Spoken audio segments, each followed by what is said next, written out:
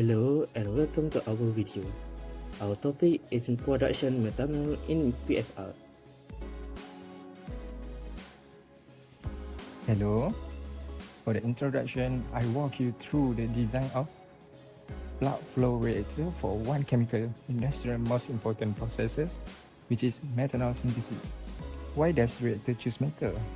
Reactors are where raw material become valuable product.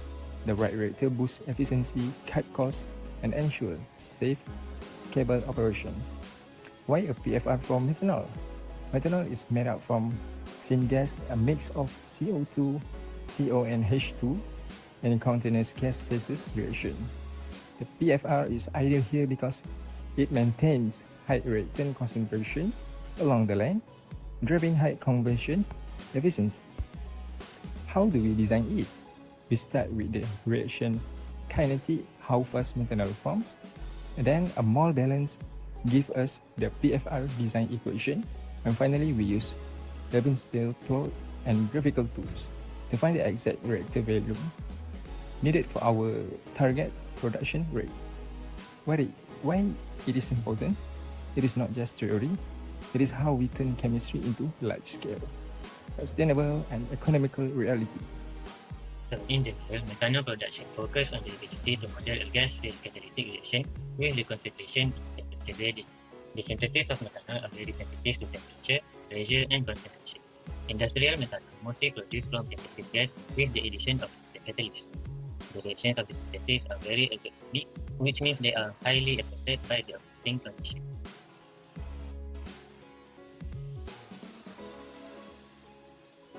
About reaction kinetics of PFR in methanol production, we get that the rate of methanol is determined by the homogeneous catalytic kinetics which occurs on the surface of the catalyst. By referring to kinetic theory, we get that the rate of reaction is proportional to the partial pressure of carbon dioxide or carbon monoxide and hydrogen gas. The reactant concentration at the inlet will affect the ignition rate. The ignition rate decreases as the fluid flows through the reactor. For concept of plug flow, in PFR, the fluid will flow continuously in the form known as plugs. This plug will move with similar velocity while also maintaining the identity from the beginning until the end of the reactor. Any intermixing between plugs in axial direction is absent, which allows the order of fluid entrance to be preserved to the end of the reactor. The composition of the fluid will depend on the position along the reactor line instead of time under steady state conditions. About axial flow and absence of that, this means that the fluid that enters the reactor will not be mixed with the fluid ahead or behind it. Fresh reactants at the inlet will not be diluted by the product formed when going along the reactor. The reaction process will occur progressively as the fluid flows within the reactor. For residence time and flow predictability in ideal PFR, we assume that each fluid particle will spend the same amount of time within the reactor. The reactor volume and volumetric flow rate will determine the residence time. This causes the residence time distribution to be narrowed, which then enables the precise control over the reaction extent and product quality. About the effect of flow regime, if we consider laminar flow to happen within the reactor, it might cause the velocity gradient and slight axial deflation to occur. While if turbulent flow is to happen within the reactor, it will closely approximate an ideal plug flow due to the enhanced mixing. Most industrial PFRs are designed to minimize any deviation from the ideal plug flow behavior. About the concentration and temperature gradients, this is due to the reaction that occurs along the reactor line. The reactant concentration will decrease gradually along the reactor line, while product concentration will increase continuously. The temperature increases along the reactor in exothermic reaction unless heat is removed. Temperature will decrease along the reactor in endothermic reaction unless heat is applied. To conclude the theory on flow behavior of PFR, we get that it is generally the flow without axial mixing with complete radial mixing. This causes a systematic concentration and temperature gradients along the reactor line. The predictable and orderly flow pattern makes PFR highly efficient for continuous reaction in industrial purposes. About temperature management in PFR, it is very important so that we can obtain an optimal product by controlling the reaction rate and prevent an unsafe condition. That includes non-uniform temperature distribution and hotspot formation in PFR.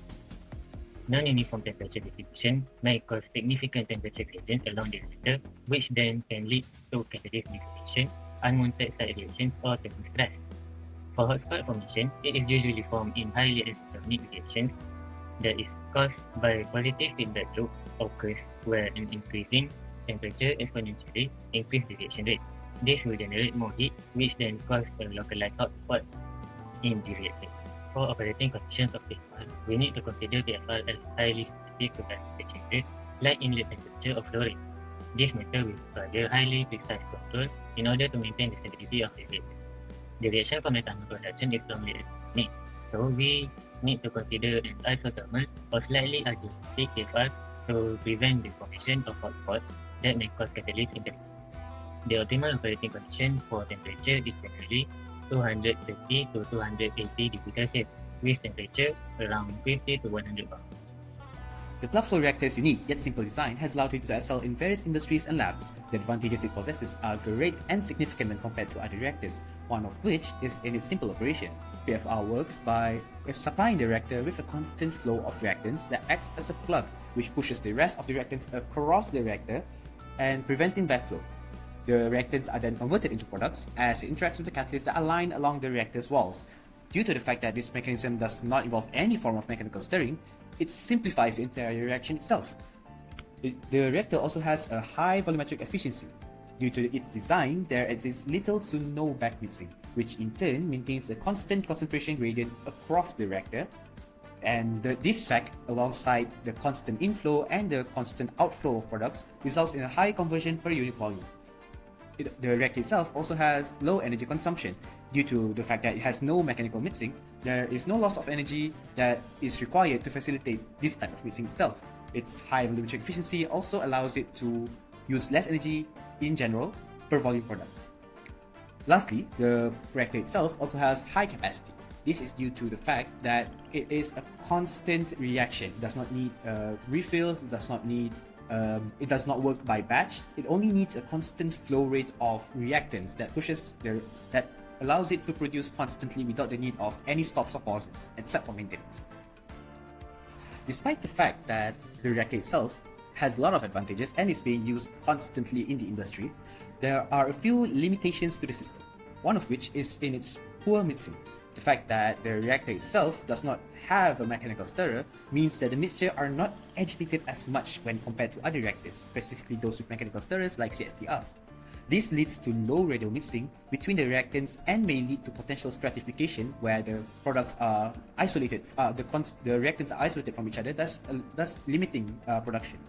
Ultimately, the reactants are not able to react well with each other, which causes lower product concentration. It also has low thermal uniformity due to the fact that most reactions that takes place in the PFR is exothermic.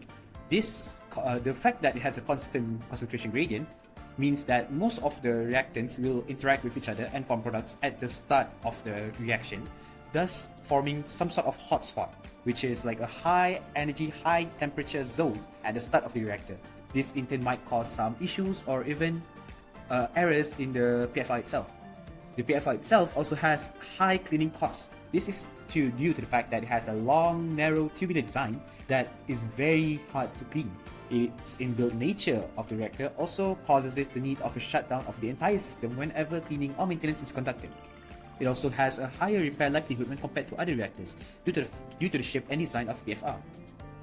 It is more prone to blockages and solid sedimentation on the walls of the reactor itself, thus leading to a constant need of repairs and higher maintenance.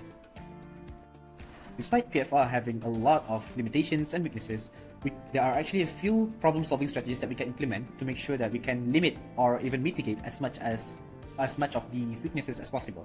One of which is to introduce a recycle loop at the end of the reactor itself. This will recycle the mixture, the product and reactant mixture, which will not only agitate the mixture more and limits the isolation of reactants. It also allows the dilution of the incoming reactant concentration and reduces the probability of a hotspot forming at the start of the PFR. We can also increase the flow rate of PFR itself. This will cause it to has, of course, a higher agitation, higher flow distribution, and increases the turbulence itself, which makes sure that there is no deposition of minerals throughout the reactor. We can also implement multiple parallel tubes instead of a single big tube of PFR. This increases the surface area to volume ratio between the reactants, the catalyst, and the tube itself, which facilitates a faster and more uniform heat transfer throughout the reactor. We can also implement a hybridized system where we can include another reactor such as CSTR at the start of PFR to mitigate as much chance of forming a hotspot as possible by making sure that the majority of the exothermic reaction happens before the mixture is included into the PFR. My name is Muhammad Aziz Hakimi, and now we move on to the design of the reactor series. We collectively have decided to go for PFR CSTR as our reactor series design for a number of reasons. We started with a PFR place first because it is when the reaction rate is the highest at low conversion. At this stage, reactant concentration is still high, so reaction happens fast. A PFR is ideal here because it operates efficiently in high rate regions and can achieve the same conversion with a smaller volume compared to CSTR. Next, we use a second PFR. Even though the conversion has increased, the reaction rate is still moderate, so we can still take advantage of plug flow behavior to efficiently use the remaining reaction potential. This step also helps us avoid the inefficiency of using a CSTR too early, where back mixing would reduce the effective rate. Also, for each PFR, we install a thermal control system, which helps moderate and maintain stable temperature of the PFR to preserve reaction efficiency. Finally, the CSTR is placed last. At high conversion, the reaction rate is already low and changes more slowly. Here, the performance difference between PFR and CSTR becomes smaller. CSTR is better here because it provides better mixing, better temperature control, and easier adjustment for final conversion. So, overall, this arrangement maximizes reaction efficiency early and prioritizes control and stability at the later stages. Now we move on to the design data of the reactor series system. The feed has CO at 1.0 mol per dm cubic with a flow rate of 300 mol per second. Hydrogen is in excess at a 2.5 to 1 ratio, and the reaction is a first order reaction with the rate constant of 0.8 per second. Our conversion range is around 80 to 90%. From the table, we see that as conversion increases, the reaction rate decreases from 1 at x equals to 0 to 0.18 at x equals to 0.9. This shows the reaction slows significantly at high conversions. The last row, FAO over negative RA, represents the reactor volume trend. It increases sharply at high conversion, meaning much larger volume is needed near the end. Now, we move on to the core of our design. We start with the general mole balance equation, which apply to every reactor system. Mathematically, this is defined as input minus output plus generation equal accumulation. However, this project we apply a critical assumption where the system operates at the steady state. This means there is no accumulation of reactant over time. Therefore, it allows us to simplify the equation by setting the accumulation terms to 0. From there, we derive the specific equation for our two reactor types. First one, for the plug flow reactor, in short PFR, the reaction rate changes continuously along the length of the pipe. Due to the changing rate, we cannot just multiply the rate. Instead, we have to look at the differential slice of the reactor and integrate the change in conversion of that volume. Meanwhile, for the continuous tank reactor or CSTR, we have to assume it is a perfect mixing, which means a reaction rate is uniform throughout the entire tank. Because of the rate is constant, the integral sign disappears, and the formula is simplified to basic algebraic equation. This brings us to the lever spill plot. This can visualize our reactor sizing based on our data. We designed a series of 3 reactors to achieve a total conversion of 90%, PFR to PFR and into CSTR. For the first 2 stages, we use Simpson one-third rule to calculate the area strictly under the curve. This gives us 1V and 2V, which are approximately 145 and 186 cubic decimeter. These PFR stages are highly efficient because they take advantage of the faster reaction rate that occur at the lower conversion. However, for the final stage V3, we switch to CSTR. As you can see by this large blue rectangle, this reactor requires 333.40 cubic decimeter, which is nearly half of our total system volume. Notice on how the box extends significantly above the curve. This happens because the CSTR operates entirely at the exit condition. At the 90% conversion, the reaction rate is at its lowest, making this the least volume efficient part of our design. By combining all 3 stages, our total system volume is 664.12 cubic decimeter. To conclude of this part, our calculation confirms a fundamental principle of reactor design is efficiency follow the reaction rate. The lever spill plot clearly demonstrates that PFR are the superior choice for the early stages of methanol synthesis while minimizing the required volume in fast reaction. Then the reaction slows down and volume requirement increase drastically when it approaches CSTR stage. For the conclusion, we combine 2 plug flow reactors with 1 CSTR to optimize the process. The PFR efficiently drove the reaction to 70% conversion using their strength in high rate early stage with minimal volume. For the final push to 90%, the reaction slowed dramatically. Here, CSTR was the practical choice, providing the needed mixing and steady operation, through it required the largest single volume. Ultimately, the design show how smart reaction, selection, and sequencing directly enhance performance, energy user, and sustainability.